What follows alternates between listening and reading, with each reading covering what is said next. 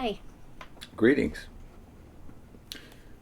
Ignatius is on his journey to Rome to be martyred, and we made the point last time that he's very determined to prevent them from getting in the way of his martyrdom, because some apparently have influence in Rome.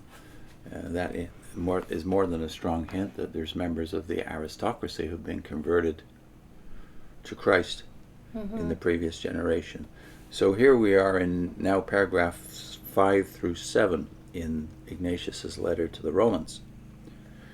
From Syria all the way to Rome I am fighting with wild beasts, on land and sea, by night and day, chained amidst 10 leopards, that is, a company of soldiers, who only get worse when they are well treated.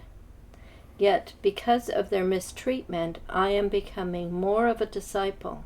Nevertheless, I am not thereby justified. May I have the pleasure of the wild beasts that have been prepared for me, and I pray that they prove to be prompt with me. I will even coax them to devour me promptly, not as they have done with some, who they were too timid to touch. And if, when I am willing and ready, they are not, I will force them. Bear with me. I know what is best for me. Now at last I am beginning to be a disciple. May nothing visible or invisible envy me, so that I may reach Jesus Christ. Fire and cross and battles with wild beasts, mutilation, mangling, wrenching of bones, and the hacking of limbs, the crushing of my whole body, cruel tortures of the devil. Let these come upon me, only let me reach Jesus Christ. All the pleasures of the world and all the kingdoms of this earth shall profit me nothing. It is better for me to die in behalf of Jesus Christ than to reign over all the ends of the earth. For what shall a man be profited if he gain the whole world but lose his own soul? Him I seek who died for us. Him I desire who rose again for our sake. This is the gain which is laid up for me. Pardon me, brethren. Do not hinder me from living. Do not wish to keep me in a state of death. He seems to be alluding to what Paul said several times, for instance in Ephesians, about we are the walking dead. We only get life when we are in Christ and when we go to Christ, right? And while I desire to belong to God, do not ye give me over to the world. Suffer me to obtain pure light when I have gone thither. I shall indeed be a man of God. Permit me to be an imitator of the passion of my God. If anyone has him within himself, let him consider what I desire, and let him have sympathy with me, as knowing how I am straitened. Yours said, imitator of the passion of my God. Mine had suffering of my God. Yeah. Okay. 7 says, the ruler of this age wants to take me captive and corrupt my godly intentions.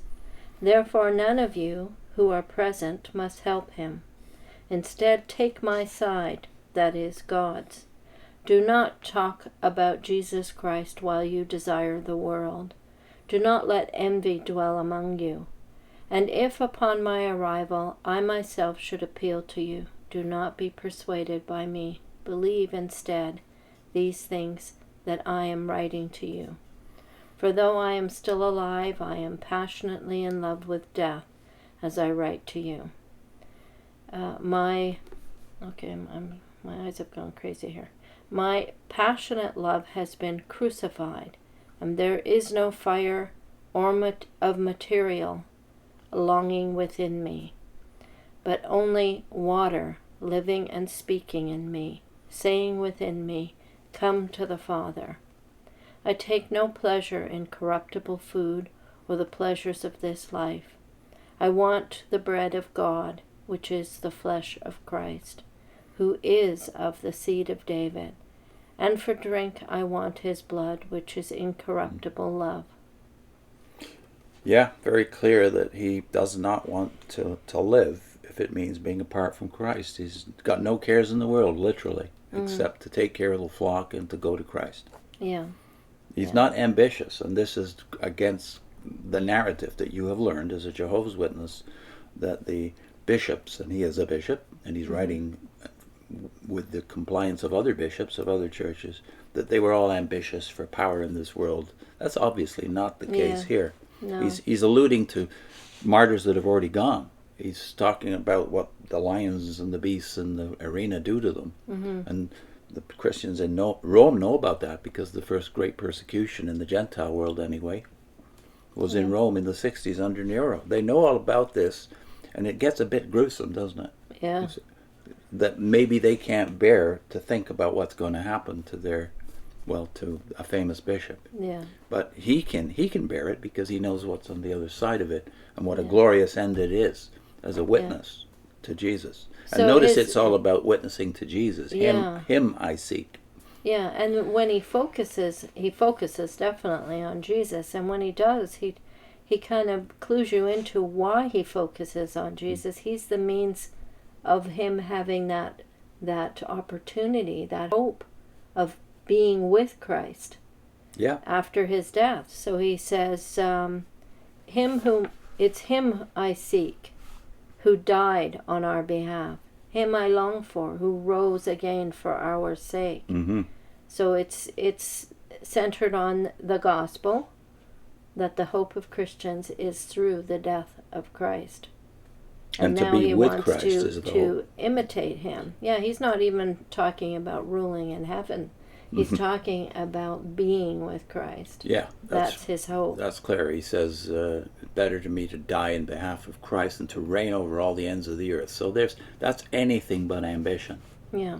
It's a desire to be with the Lord. And this, by the way, Staniforth renders that phrase, permit me to be an imitator, he renders it, leave me to imitate the passion of my God. You have sufferer, right? Yeah, the suffering of my God. But all of them have my God. So what do we do with that? Yeah. Rightly, again, a part truth that becomes a whole lie. The witnesses and the Muslims and millions of others say, well, Jesus Christ can't be God because God can't die. Well, they're right about God can't die. In order for God to die, what would have to happen? He'd have to take on flesh. He'd have to become a man. A real human. And that's exactly what the church says, and what Ignatius says, and what John said. The Word, Logos, became flesh and dwelt among us. And we beheld his glory, a glory such as from an only begotten Son from his Father, or the Father. So all of them knew what you don't get your mind around, namely that, yes, God can't die as God. In order for him to die, he'd have to become one of us. And that's exactly why they say his ransom sacrifice, or atonement, as we in Christian world tend to call it. The atonement works not because a man, Jesus of Nazareth, gave up his flesh and the right to humanity, but because God can save us. How can God save us is the question, and becoming one of us is the way. The fact that God could take on flesh and still exist outside of the flesh. Like, I think that's part of the problem, is you think of God as a single unit. So, you know, if that's dead, it's all dead. You know, that's the way you think. Yes. When you're a witness about Christ. So Michael trades his Michaelness, that is his archangel status, for being a human being, and then goes back to being an archangel again. That's not the way Christians see it. Yeah. He didn't cease to be God when he became a man. He put on humanity, and he's taken it to heaven with him. So then witnesses get fixed on the fact that he became human, and that what he's giving up is his humanity. Yeah. He's giving up his flesh, so he couldn't possibly be resurrected bodily, they say, because then he'd be taking back what he gave up. Well, he also gave up his life, and you have no problem with thinking he's alive still. So then, by the logic of the Watchtower, Christ would not be able to be resurrected in any form. Yeah, as a spirit or he gave or up his life. Yeah. It's not a human body that pays the price for your sin and my sin. Yeah. It's God himself becoming a man, and because he is God, he has the power and well, everything, the attributes of God, which it involves justice, love, mercy, grace, all these things that a man, nor not even an archangel, can transmit to us, including everlasting life. An archangel doesn't have the power of everlasting life to transmit to us, or the attribute of omnipresence, so he can be in us at the same time as he is elsewhere. Yeah. These are the attributes that only God has. Anyway, that's another sermon, isn't it? So, again, the phrase is, permit me to be an imitator of the passion of my God. And his focus on Christ is so plain in here, it's very hard to miss. Although God the Father is referred to. And look at this last line too. This last sentence in paragraph 7, I desire the bread of God, the heavenly bread, the bread of life, which is the flesh of Jesus Christ, the Son of God, who became afterwards of the seed of David and Abraham. Now, what does he mean by became afterwards? Well, Staniforth here has who is the seed of David. And Yours has that what too? mine has. Lightfoot Who has that? is the seed of David? So I think it's confirmation of the humanity of Christ, which is somehow now part of the ransom or the atonement. In other words, he has true flesh. Yeah. So when we argue about the nature of the Lord's Supper and the real presence and all the stuff that Christians argue about, we're recognizing a certain truth, namely that it's his humanity, his continuing humanity, as the seed of David as well as the Son of God. Yeah, he's still called the seed of David, which ties him to humanity. Forever. That he was born of a woman makes him human.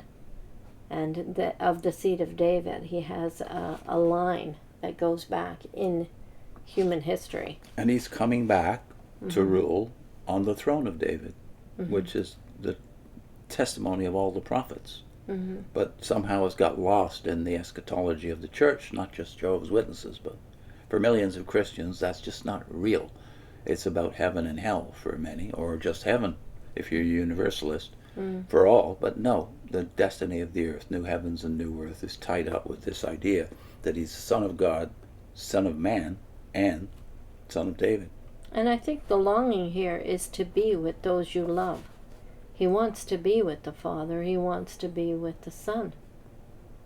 That's his hope, is that this is making it possible for you to be in their presence with them. Yeah. So one of our links is Berkeley, and the question that he's dealing with is this age-old objection: can God die? Well, no, not in his godness.